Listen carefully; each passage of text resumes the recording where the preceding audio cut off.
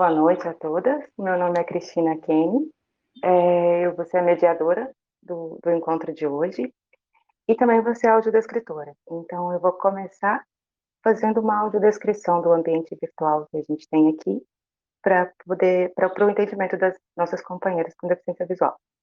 Tela dividida em duas faixas horizontais. No alto, uma faixa roxa. Abaixo, em lilás. No canto superior direito, um quadrado com o logo dos webinários, umas ponto com as outras, trocando ideias sobre o mundo digital. Webinário 4, Acessibilidade. Ocupando quase toda a tela, 4 janelas distribuídas em formato de cruz. No alto, janela com Isadora Nascimento, uma mulher negra de pele clara, cabelos longos e trançados. Usa uma blusa preta. À esquerda, janela com Simone, intérprete de Libras. Ela é uma mulher branca de cabelos ruivos presos em um coque. Usa óculos e camiseta preta. À direita, janela com Chris Kenny, uma mulher branca de cabelos bem curtos, usa uma blusa de lã roxa. Na parte inferior, no centro, Fatine Oliveira. Ela é uma mulher de pele clara, cabelos curtos e cacheados. Usa uma blusa de lã verde. Bom, a gente está aqui hoje no último ciclo, no último webinário, né? O quarto e último webinário do ciclo Umas com as Outras. E eu vou apresentar a Universidade Livre e Feminista, que é quem está propondo esse ciclo de webinários. A universidade é uma ação coletiva e colaborativa, construída por uma rede de colaboradoras, conta com 32 ativistas femininas de diferentes partes do Brasil. E ela também funciona com apoio do CFEMEA, do Coletivo Cunhão, SOS Corpo. A Universidade Livre, ela busca promover a reflexão e a troca de ideias, a vivência e a experiência entre mulheres de diferentes origens, campos de atuação, articulação, buscando sempre a luta feminista, antirracista e anticapacitista. E hoje a gente está aqui para colocar mais uma palavra nessa luta, que é, né, mais do que nunca, anticapacitista. E através dessas atividades, das atividades que são presenciais e também à distância, a Universidade Livre promove a construção de uma sociedade mais justa, mais igualitária, utilizando a metodologia que busca adaptar a EAD, a educação à distância, como um elemento nessa prática, né, de educação feminista. Esse é o quarto webinário, então, do ciclo, é o último, de um ciclo que é construído em parceria com o Maria Lab, né, e que propôs nesses 4 encontros discussões sobre o mundo digital. Aqui hoje nós vamos falar, o nosso último tema é acessibilidade, né? Então, trouxemos aqui algumas companheiras do coletivo Ellen Keller, e eu já aproveito, vou me apresentar e depois peço, então, que cada uma também se apresente, né? Como eu disse, eu sou a Cristina Kenny, sou mineira, moro em Porto Alegre há 10 anos. Já tive trabalhos com fotografia, estudei um pouco de cinema também. Atualmente eu trabalho num projeto que atende pessoas com deficiência em áreas de socialização e área de capacitação também para o trabalho. E também atuo como audiodescritora, né? Acessibilizando produtos culturais e também pedagógicos, né? E tenho uma pesquisa que para mim é muito cara em mediação de leitura, utilizando a ferramenta da audiodescrição, né? Atualmente eu tenho me interessado muito pela conversa sobre acessibilidade comunicacional e achei maravilhoso esse convite de estar aqui hoje para a gente conversar sobre isso. E, então, peço que a Fati, por favor, se apresenta para a gente. Bom, primeiro, obrigada pelo convite, fiquei muito feliz de poder estar aqui falando um pouco sobre acessibilidade, né? Falar sobre a nossa luta.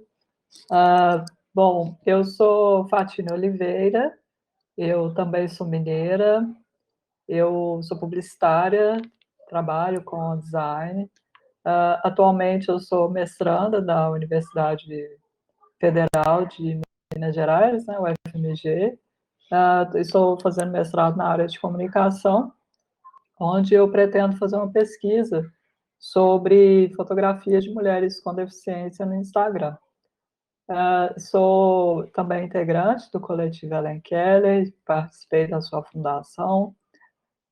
Tem um blog chamado Desbuga, onde eu também falo sobre as vivências das pessoas com deficiência, sobre feminismo, e o que mais? E eu estou muito feliz mesmo de estar aqui com vocês. Eu espero que essa mesa seja produtiva e que a gente consiga aí ter várias reflexões sobre como trazer novas possibilidades de acessibilidade.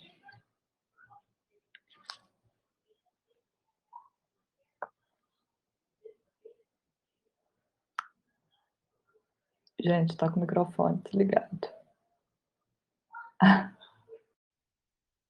Pronto. É tão pequenininho, desculpa. Esse webinário ele vai ter uma cara diferente, porque nós estamos falando de acessibilidade e como a gente está acompanhando as companheiras que estão entrando na sala e entraram, então, companheiras com deficiência visual que ainda não conheceram a sala. Eu vou fazer mais uma rodada de audiodescrição para poder contemplá-las. Então, vamos lá. Tela dividida em duas faixas horizontais. No alto, uma faixa roxa. Abaixo, em lilás. No canto superior direito, um quadrado com o logo dos webinários, umas ponto com as outras, trocando ideias sobre o mundo digital. Webinário 4, Acessibilidade. Ocupando quase toda a tela, 4 janelas distribuídas em formato de cruz. No alto, janela com Isadora Nascimento, uma mulher negra de pele clara, cabelos longos e trançados. Usa uma blusa preta. À esquerda, janela com Simone, intérprete de Libras. Ela é uma mulher branca de cabelos ruivos presos em um coque. Usa óculos e camiseta preta. À direita, janela com Chris Kenny, uma mulher branca de cabelos bem curtos, usa uma blusa de lã roxa. Na parte inferior, no centro, Fatine Oliveira. Ela é uma mulher de pele clara, cabelos curtos e cacheados. Usa uma blusa de lã verde. Desculpa não ter passado para você, Isa, mas acho que você é uma das pessoas que mais entende que esse recurso ele precisa ser propagado e pode ser utilizado, deve ser utilizado o tempo todo, né? Antes de passar para a Isadora, e quero pegar carona na apresentação da Fatine, eu esqueci de contar, de falar de mim, e também sou colaboradora da Universidade Livre e Feminista e integrante do coletivo feminista Ellen Keller. Então, Isadora, você pode se apresentar para a gente?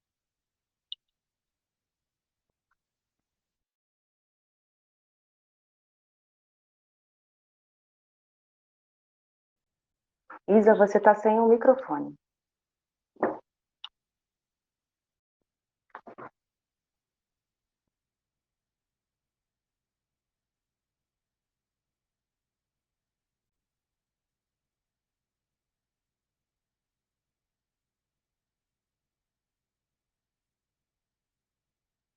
Pronto, já liberou.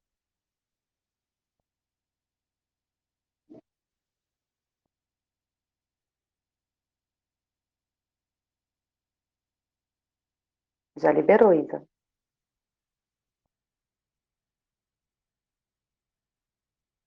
Não liberou.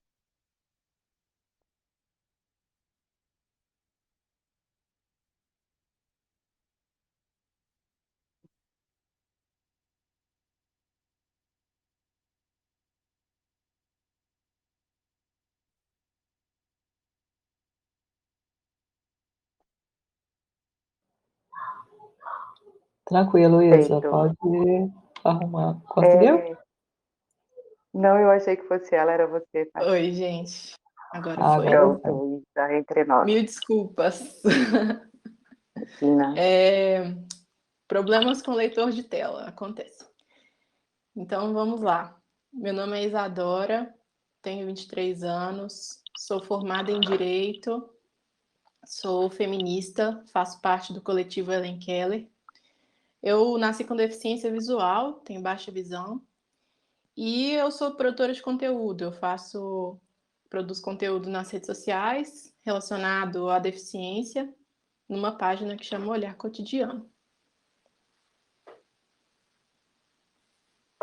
Bacana. Obrigada, Isa. Então, nós recebemos algumas, né, interações de público para a gente poder começar o nosso bate-papo aqui sobre acessibilidade e acessibilidade em rede, né? Pensando que nós vivemos agora um momento cada vez mais dentro das redes, cada vez mais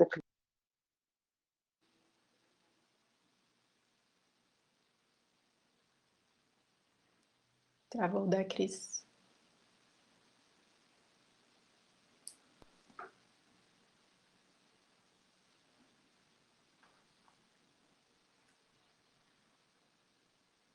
Poxa, agora vocês Voltou. não estavam me ouvindo, né?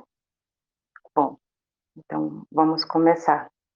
Obrigada, Isa. Desculpa a todas.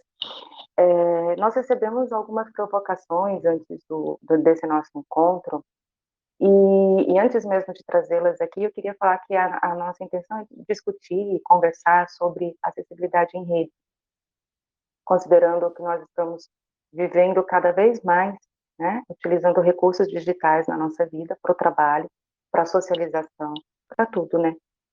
Então, pensando que para as pessoas com deficiência, a grande barreira, uma das grandes barreiras sempre foi a barreira da mobilidade urbana, né? E complicava muito buscar algumas formas de recurso e de conhecimento. Isso é dentro da internet, dentro do ambiente de rede, isso é muito mais simples, né? Você construir um recurso de acessibilidade é muito mais fácil, muito mais simples do que uma acessibilidade de espaço urbano. Então, pensando dentro desse contexto que eu queria que a gente conversasse hoje, né? E, então, uma das perguntas que eu acabei juntando duas perguntas a primeira pergunta, quais ferramentas já estão disponíveis na internet para acessibilidade comunicacional nas redes, né? E junto temos também uma pergunta de como é que amplia a acessibilidade no dia a dia e nas relações político-pedagógicas. E aí eu ressalto um pouco esse âmbito político, pensando em democratização, né, dos espaços e considerando, por exemplo, que em momento de pandemia nós temos a Organização Mundial da Saúde que recebe críticas pela falta de acessibilidade em seus comunicados. E a gente sabe que são informações que podem salvar uma vida, e estamos falando de um grupo de pessoas que são do grupo de risco. Então, pensando nisso tudo um pouco, que eu quero ouvir um pouquinho de cada uma de vocês. A gente estipulou um tempo de 4 a 5 minutos. Se passar um pouquinho, eu dou um jeitinho de avisar, mas eu acho que é bem tranquilo. Bom, pode começar, Patinho? Uau! Eu posso passar a vez para a Isadora, porque eu gostaria de ouvi-la primeiro, porque é como que tem o lugar da experiência, né, com a acessibilidade, a pessoa que utiliza esses recursos, e aí eu gostaria de ouvi-la primeiro, para depois eu vir com a parte da pessoa que tenta acessibilizar isso. O que você pode ser? Eu acho que fica legal. Sim, porque a gente tem a parte incrível da Isa, que ela não é só uma usuária de recursos de acessibilidade, ela produz, né, com recursos de acessibilidade, então ela produz dentro da rede. Bacana. Por favor, Isa. Vocês me ouvem bem, né? Sim. Olha, então, é interessante mesmo, porque eu acho que é importante dar uma noção básica assim do que é acessibilidade, né? Acessibilidade comunicacional, principalmente, é uma forma de agregar, né? De fazer com que a informação, com que o conhecimento, enfim, de uma forma geral, chegue para todas as pessoas de forma igual, né? Que abranja todo mundo sem exceções. E pensando em internet, a gente sabe que não são todos os sites e redes sociais que têm produtores de conteúdo que fazem conteúdos acessíveis, né? Então, para uma pessoa com deficiência visual, que é o meu caso, em um vídeo que tem praticamente só imagens, poucas falas que não dão para dar uma compreensão total daquilo ali, do conteúdo do vídeo, eu preciso da audiodescrição. A gente já teve um exemplo aí hoje aqui, né, da audiodescrição que a Cris fez. E mais ainda, a audiodescrição em fotos, em cards, em jornais, em novelas, aí já estendendo, né, para televisão também. Então, o que é necessário para que a informação chegue para mim de forma plena são esses recursos, né, da audiodescrição, e também eu sou usuária de leitor de tela.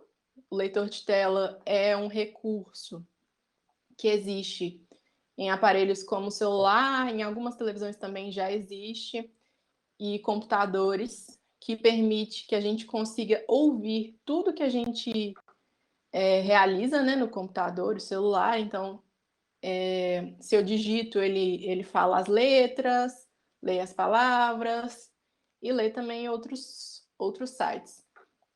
Esses sites, eles precisam estar compatíveis com o leitor de tela.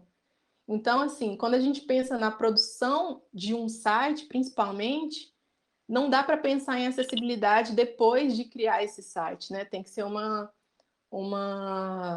coisa pensada desde da estrutura básica ali, porque senão ele pode não ser abrangente. Então, de recursos existentes, daí respondendo a pergunta da Cris, nas redes sociais, a gente tem a audiodescrição, que pode ser de fotos e vídeos. A gente tem as legendas, que podem ser automáticas ou feitas por uma pessoa que aí é o profissional, né, estenotipista. A gente tem a janelinha de Libras, né, o intérprete de Libras, e a acessibilidade, que abrange também as pessoas com deficiência intelectual. Então, assim, a informação precisa ser feita de forma clara, precisa ser passada de forma objetiva para que todo mundo, até quem tem baixo letramento, consiga entender de uma forma efetiva, né? Perfeito, perfeito. Inclusive, faço então aqui um complemento. Eu e a Isa, a gente teve uma ideia de poder compartilhar com vocês depois uma lista de aplicativos e perfis, né? Aliás, é uma ideia assim, que a gente pode construir, né? De perfis e links de sites que falam de acessibilidade e que contribuem para essa discussão e para esse conhecimento. Então, a gente vai poder compartilhar isso com vocês, nem fiquem preocupadas, porque vai por e-mail da ULF depois.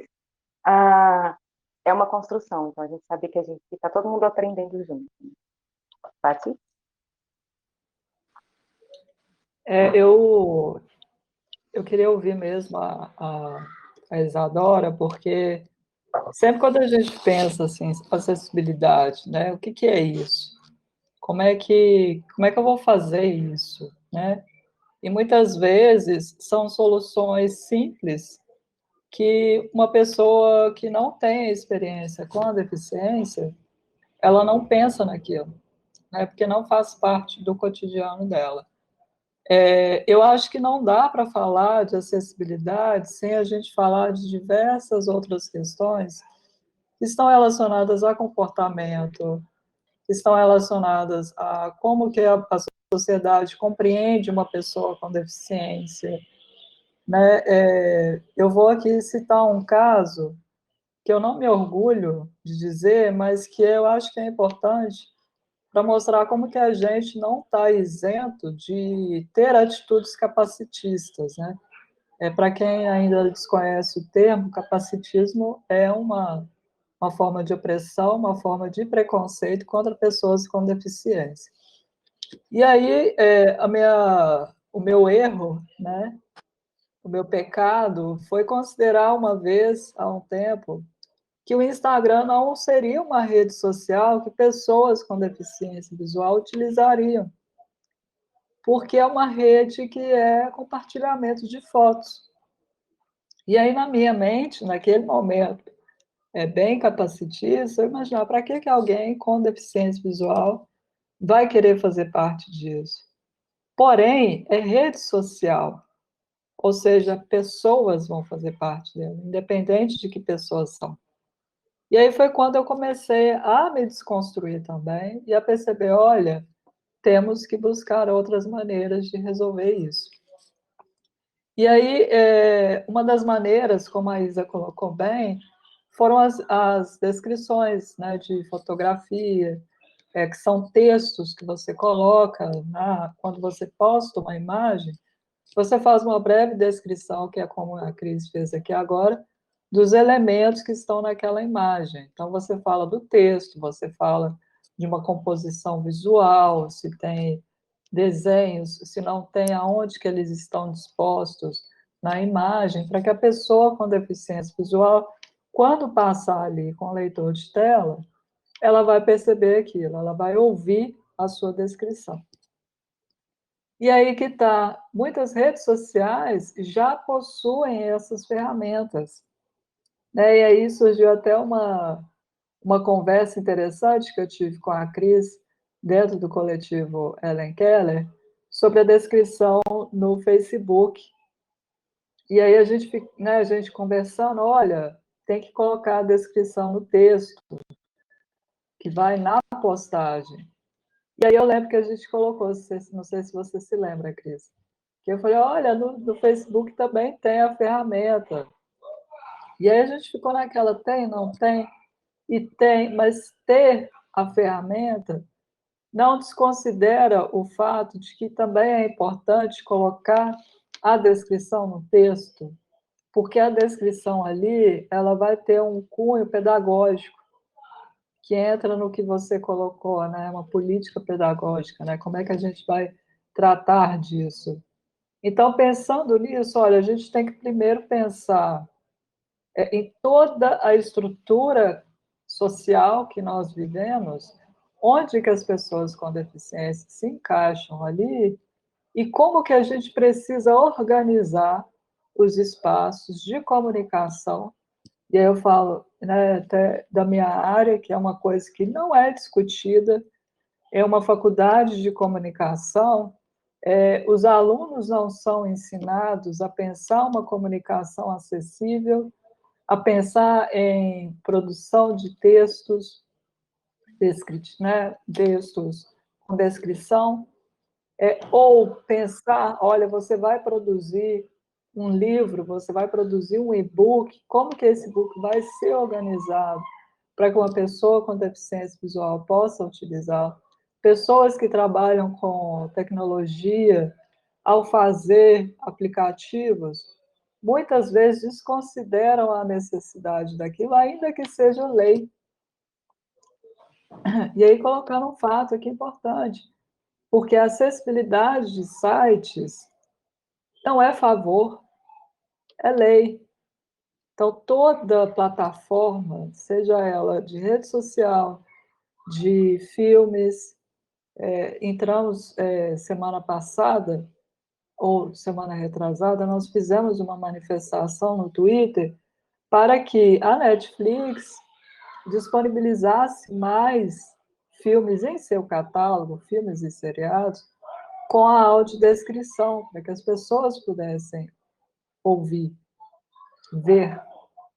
Porém, a plataforma não se manifestou, e veja bem que é uma plataforma que está sempre respondendo os seguidores ali no Twitter, e não nos respondeu, e ainda fomos atacados por pessoas que estavam em defesa da plataforma, dizendo que não era importante aquilo. Para que a pessoa vai querer ver o seriado? Entende? Então, assim, você vai me monitorando aí, tá, Cris? Porque se deixar, eu vou falar. Então, são questões que, olha, não dá para pensar. Vamos, então, primeiro pensar a presença das pessoas com deficiência em todos os espaços, que é importante, que é a parte política, são corpos políticos, para que então a gente comece, olha, essas pessoas estarão aqui, e como que a gente vai levar, é o que a Isadora colocou muito bem, como que nós vamos construir essas mensagens para que essas pessoas tenham acesso. Sim. E Queria complementar a Fati. Por favor, Isadora. Eu acho que, pensando no que a Fati falou, eu acredito que a acessibilidade comunicacional também passa por saber que existem recursos, né? Ela deu um exemplo aí de, eu não sabia, né, a questão do Facebook, Instagram e tal. Mas eu acho que é importante também que essas informações sejam disponibilizadas de forma ampla, né? A informação de existência desses recursos, porque a gente descobre porque a gente precisa. Eu descobri porque eu precisava, mas grandes produtores de conteúdo, né, que estão aí e que informação, infelizmente, ela é disseminada de uma forma assim impressionante por essas redes sociais que não são acessíveis, como o Instagram, porque ele não foi feito de forma acessível, e é o que atinge a maioria das pessoas. Então, exatamente, a gente também é usuário, só que a gente precisa que a informação também chegue para a gente, né? Exatamente. E é informação, e é uma coisa muito importante que a gente está falando, a informação faz diferença, né? Eu queria também esclarecer que quando a gente está falando aqui, será que existe esse recurso no Facebook, existe esse recurso no Instagram? É um recurso chamado texto alternativo. Você pode colocar sua descrição de imagem e ela não aparecer, por exemplo, na sua legenda de postagem. Tem uma ferramenta, na hora de editar, que chama texto alternativo. Ele funciona tanto no Facebook como no Instagram. A grande questão é, primeiro, o que Isadora contou. Ele não é divulgado, poucas pessoas sabem que existe esse recurso, a gente caiu, a janela voltou. Poucas pessoas sabem que existe o recurso de texto alternativo, e é importante a gente também ter um entendimento, gente, que o texto alternativo ele foi feito para quando a pessoa que utiliza o leitor de tela, ela ter o conforto de navegação, de tocar na foto e já ouvir a descrição. É um pouco parecido com o que nós, videntes, fazemos. Nós batemos o olho na foto e enxergamos. A ideia é essa, mas ela não substitui também a escrita da legenda, a escrita da audiodescrição na legenda da postagem. Primeiro, também tem o fato que a Fatine trouxe, é educativo, mostra para as pessoas, existe descrição de imagens, ela é importante porque ela dá acesso a um grupo enorme de pessoas, né? Então, uma não substitui a outra. E, infelizmente, o texto alternativo, tanto de Facebook como de Instagram, não funciona o tempo todo. Às vezes você posta, fica tudo bonitinho, dá ok, tudo certo, liga o leitor de tela, passa pela foto e o texto não está.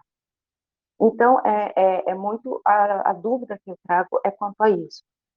Né? Como é que se dão a construção, como é que acontece a construção dessas ferramentas? Por que essas ferramentas elas funcionam num momento e não funcionam no outro, sendo que a plataforma da Latam funciona para vender passagem aérea o tempo todo, sem parar, né? E a gente tem não sei ainda o que é, né? Eu queria entender, eu acho que talvez essa seja o primeiro encontro para a gente conseguir entender o que é isso. Pensando um pouco, construir um material acessível, queria ouvir um pouquinho da Fatine, porque nós, no Coletivo Feminista Ellen Keller, nós publicamos um guia feminista, e ele foi construído pensando em audiodescrição. Ele não poderia, desculpa, em acessibilidade.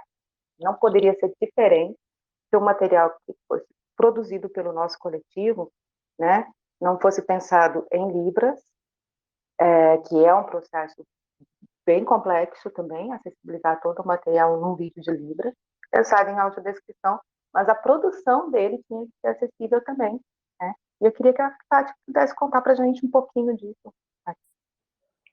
Sim, com certeza. Antes, só para complementar o que você comentou, em relação às plataformas, é importante também considerar que as plataformas privilegiam determinados softwares, né? E aí, só para tentar explicar melhor, assim, a gente está lidando com plataformas, são sites, a gente só muda o nome, né? A gente chama plataforma. E elas são construídas nos Estados Unidos, né? O Facebook e o Instagram fazem parte da mesma empresa, então estão lá sendo construídos nos Estados Unidos. O software de leitor de imagem que é mais utilizado nos Estados Unidos não é o mesmo que de outros lugares do mundo. Então, aí a gente até para pensar assim, olha, a gente está lidando com uma visão colonialista, né, da acessibilidade, porque é sempre o país mais rico que determina quais são os modos para que os outros países também tenham acesso, para que também leiam isso. E lá utiliza-se mais a Apple, né? A maioria das pessoas utilizam um iPhone, um iPad para poder fazer as leituras. E eu estou dizendo isso porque eu fiz uma pesquisa sobre a descrição no Facebook e o Facebook fez uma pesquisa lá entre os usuários e a maior parte deles utilizavam o sistema iOS. Então, o que, que eles fizeram? Eles construíram um site para pessoas que utilizam iOS, que é a Apple. Porém, em países como o nosso, que um iPhone é caríssimo, as pessoas utilizam o Android, que aí já é um Samsung, já é um Xiaomi, né? Um Motorola, que são outros sistemas que vão encontrar dificuldades na hora de fazer essa leitura. Então, olha só como é que o capitalismo também, né, essa estrutura capitalista que a gente vive, ela não é pensada, ainda que se tenham recursos, esses recursos não são para todos. Então, também já é um fator que é importante a gente destacar quando a gente fala de acessibilidade. Né? Existem pessoas que não vão ter condições de comprar um iPhone. E aí, para essas pessoas, vai ser difícil. Né? Aí, retomando a sua pergunta, Cris, para poder desenvolver esse material do coletivo, a gente fez um guia, e foi a primeira vez que eu fiz um material, um e-book, que deveria ser acessível. E foi um grande desafio. Eu lembro que a gente conversou muito, né? E eu fiquei, gente, como que eu vou fazer isso? Pesquisei. E aí eu parti da ideia de, olha, vou construir um layout, né? Um projeto gráfico, um visual. Né? Vou tentar trocar as palavras para ficar mais fácil de entender. Eu pensei, olha, eu vou construir um visual que não tenha tantos elementos, que não tenha tantas figuras, para que também a gente não tenha problemas em criar muitas descrições de imagens, né? Então, a gente discutiu muito sobre esse processo, porque é um processo que você tem que pensar em cada detalhe. Então, logo após o material ter sido feito, a escolha dos desenhos que compõem o manual, tudo foi pensado para que não criasse problemas, para que as pessoas com deficiência visual compreendessem o conteúdo que estava ali. E foi um desafio para todo mundo que esteve envolvido no processo, não apenas para mim, que fez a parte do design, e para a Cris, que fez a parte da descrição, mas também para as redatoras. Isso que é interessante, se você pensar um material acessível, tem que envolver todas as pessoas que estão no projeto. E não é uma coisa ruim, isso é que é interessante, isso é um aprendizado. Porque como a gente está muito habituado ao visual, a gente vai colocando informações que muitas vezes não vão trazer nada, que não vão contribuir com nada naquilo, né, no objetivo do trabalho. E aí, quando você pensa na acessibilidade, você vai retirando, ficando a mensagem, né? O conteúdo, e ele vai ficando até mais fácil de você compreender. Então, no final, né, para finalizar minha resposta, eu tive que acessibilizar o material já direto no PDF, O que foi um desafio aí, mais uma vez falando, o software ajudou nesse momento. Como eu trabalho com design, então eu tenho um PDF que já é voltado para profissionais de design que tem essa possibilidade de acessibilidade. E aí é manual mesmo, né? Você elencar quais são as informações importantes para que na hora que a pessoa vai passar o leitor de tela, siga a ordem de leitura. Isso também é um detalhe, né, Cris, que a gente teve que trabalhar no material. Eu fazia a ordem de leitura e a Cris me mostrava, Fati, não está seguindo a ordem, está pulando para outra página. E eu ficava, gente, mas como que pulou? Voltava, corrigia, voltava, corrigia. No final, deu trabalho, mas foi muito, sabe, prazeroso para mim, para as companheiras que participaram da execução desse projeto. Foi muito bonito, assim, a gente teve um sentimento muito forte de pertencimento, né, de saber, olha, a gente conseguiu fazer um material com conteúdo bacana e principalmente acessível. Foi isso para vocês? E agora eu vou dar uma de mediadora agora. Como é que você se sentiu? Agora é com você. E você, Cris, como foi para você? Não, mas foi exatamente isso que você contou, assim, foi um desafio e que é muito gostoso, né? Assim, a gente aprende muito e aprende para diversos campos. Uma coisa que você colocou, e eu tenho falado bastante sobre isso, é um projeto e um produto com acessibilidade, sabe? A gente não vou fazer um vídeo para falar sobre alguma coisa, e nesse vídeo já ter, porque eu chego no vídeo e falo, olá, eu sou professora de tal coisa. Por que eu já não digo também, olá, eu sou professora de tal coisa, eu sou assim, eu tenho cabelo assim, a minha pele, a minha roupa, e ao fundo. Pensar que a gente pode colocar dentro de uma produção de vídeo, de texto, informações acessíveis, sabe? É uma construção, né? Ainda é uma construção. E para falar disso de acessibilidade, acessibilidade na rede, Isadora, a gente tem uma pergunta para você, que é sobre justamente acessibilidade no Instagram, tá? É uma pergunta da Carol Constantino, são duas, na verdade, é claro, né? Como tornar o Instagram e o Facebook acessível a todos, Isadora? E se tem algum erro comum que as pessoas cometem ao descrever uma foto? Eu posso até te ajudar nessa, gente. Eu tenho uma longa lista. Tô brincando. Mas pode responder para a Carol. Primeiro, eu só queria falar um comentário sobre o guia, porque assim, eu entrei no coletivo, o guia já tinha sido construído, ele estava para ser lançado. E eu peguei só para ler, né? Fui a pessoa que consumiu, né? Que utilizou. E eu achei, como usuária de leitor de tela, muito orgânico.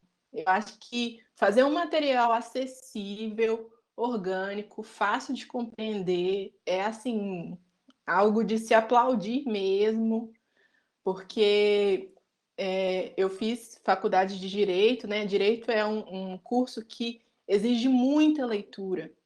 Na minha faculdade, ela tinha um centro de apoio, né? Um núcleo que escaneava os livros e digitalizava, né? Para que fosse transformado em um arquivo de texto, para que eu conseguisse ouvir esse livro com o meu leitor de tela.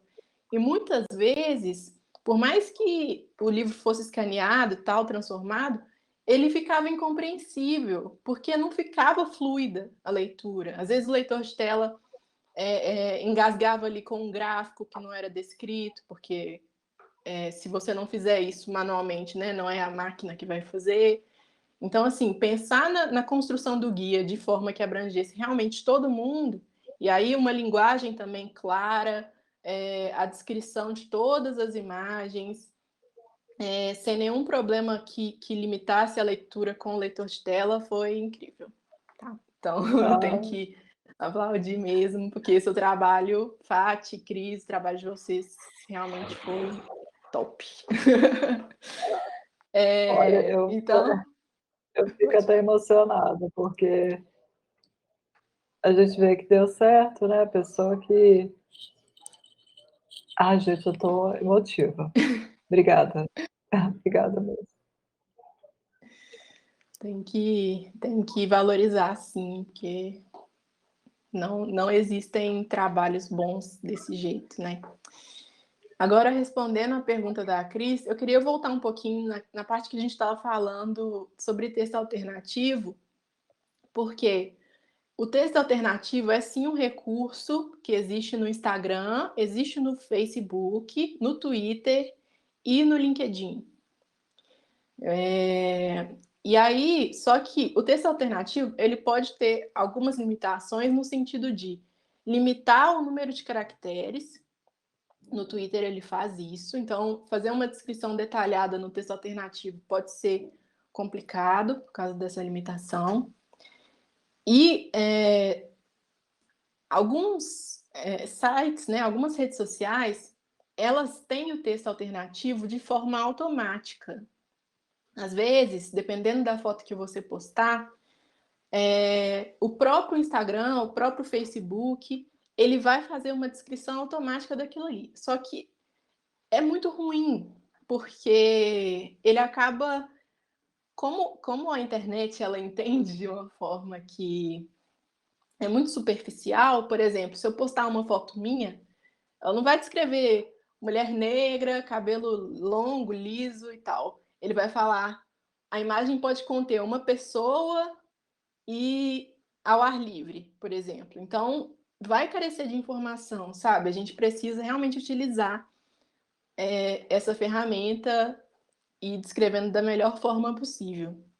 E aí, o texto alternativo, ele também surge depois da existência das hashtags, né? A hashtag para cego ver, hashtag para todos verem, elas foram pioneiras aí na forma de colocar a descrição na legenda.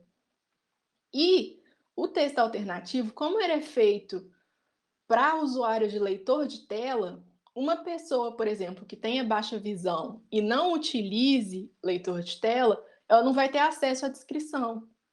A baixa visão, ela pode possibilitar que a pessoa amplie uma foto, mas, por exemplo, muitas pessoas que têm baixa visão não conseguem ver cores, então o texto alternativo que ela não vai ter acesso e poderia dar essa informação para ela, ela não vai ter, porque ela não utiliza o leitor de tela. Então, as hashtags, além de serem um meio de conscientizar as pessoas, elas também ajudam quem tem limitações visuais, mas que não utilizam leitores de tela. Então, como deixar as redes sociais acessíveis, né? Instagram e Facebook. Primeiro que, assim, eu produzo conteúdo com audiodescrição, porém, a ferramenta que eu sei que existe, por exemplo, de legendar os meus vídeos, ela não é acessível para o meu leitor de tela. Então, mesmo querendo, às vezes a gente quer fazer uma coisa acessível, um conteúdo acessível, mas as ferramentas não são acessíveis para que a gente faça isso, né? Então, é uma tristeza. Mas,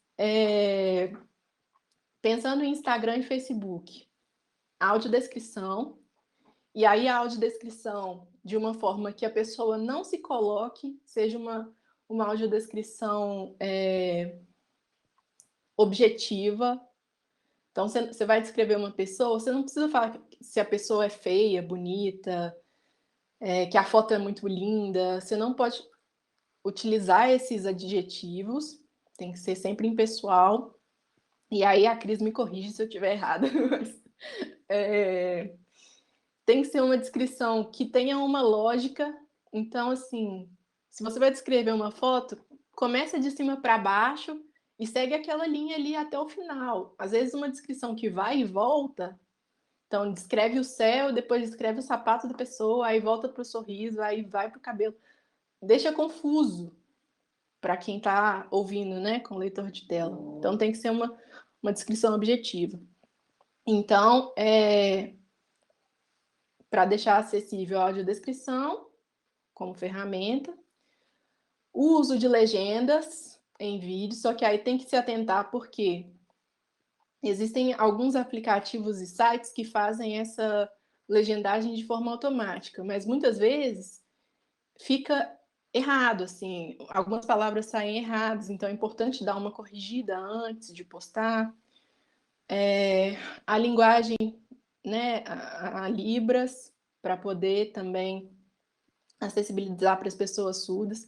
E lembrando que a janelinha de Libras, ela não substitui a legendagem, porque pessoas surdas, né, pessoas ensurdecidas podem não saber, né, a Libras, mas conseguem ter acesso às legendas. Então, acho que é isso. E também a informação colocada de forma clara, né? Sem muita. Sem usar palavras muito rebuscadas e tal, para que pessoas que também não sejam tão letradas consigam ter o mesmo acesso.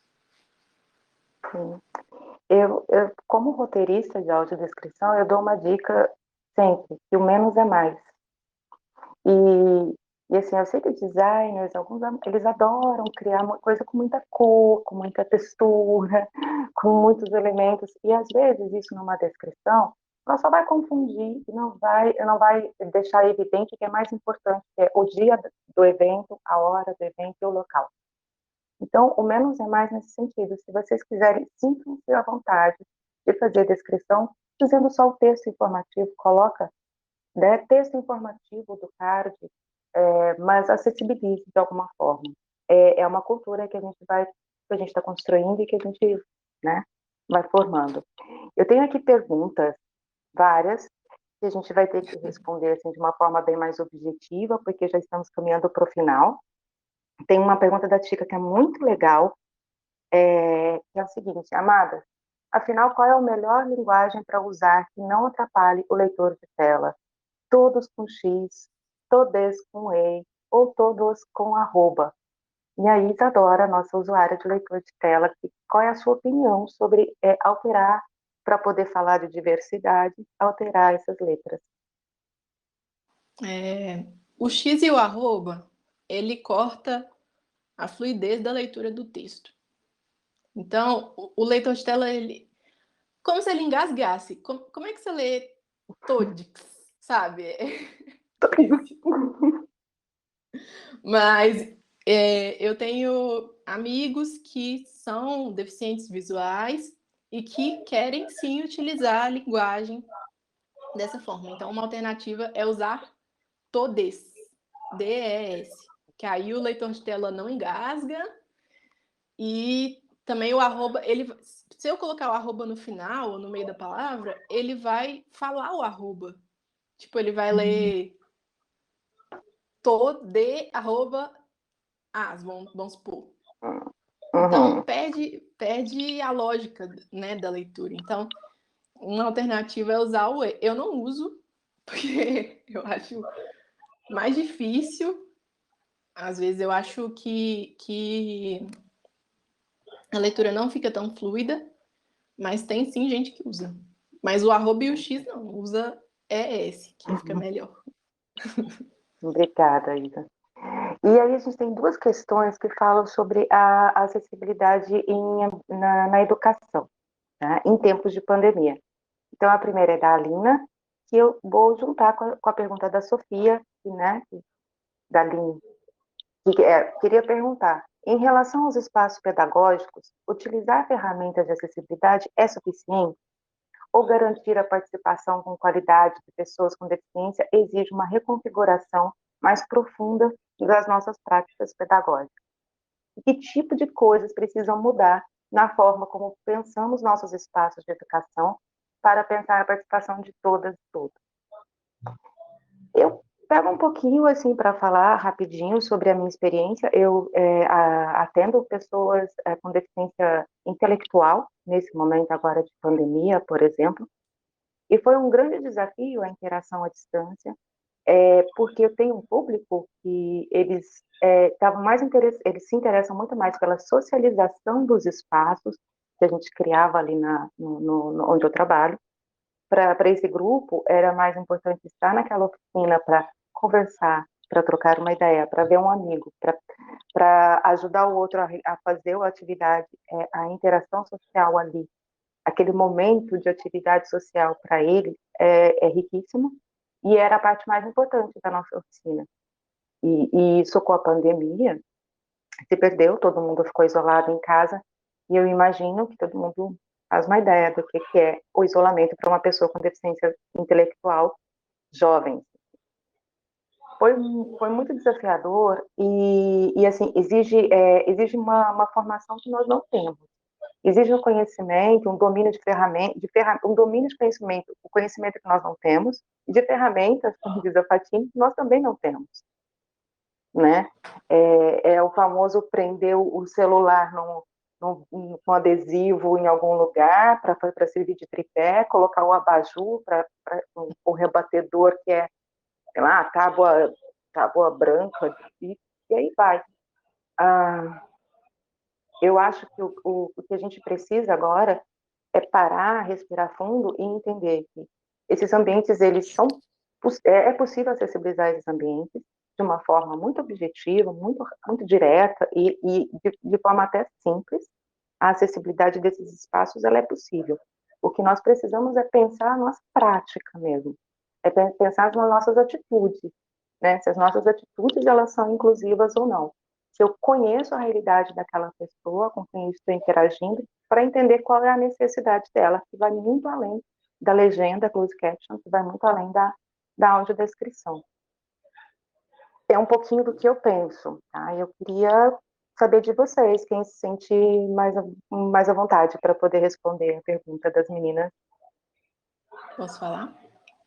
Por favor. Tranquilo. Eu acho que acessibilidade, né, em âmbito escolar, independente se for virtual ou não, ela passa muito por ouvir a pessoa que você vai atender, vamos dizer assim. Então, entender a realidade daquela pessoa, conversar com ela, perguntar o que ela precisa.